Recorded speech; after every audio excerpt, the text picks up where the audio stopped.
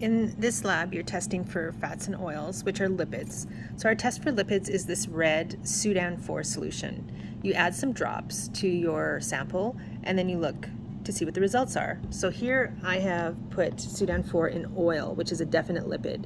You can see how it kind of sits on the top. It's very dark red, and it kind of forms these globules that come down through the oil.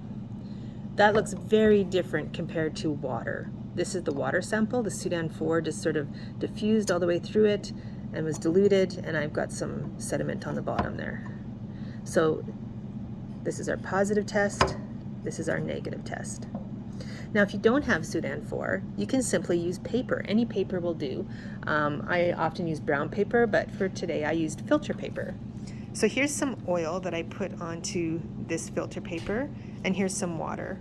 So you can see when they're not dry, you can't really tell. I'm starting to see the difference because my water, I set this up a while ago and it's starting to dry, but you let the paper completely dry. And what's gonna happen, here's my oil.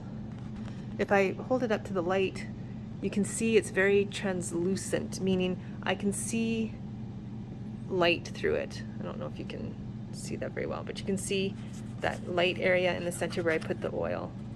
You've seen this probably on like your McDonald's bag when you get grease on the bag and it goes kind of that clear kind of color. Here's my water. It's dried and the paper, like you can't see through it.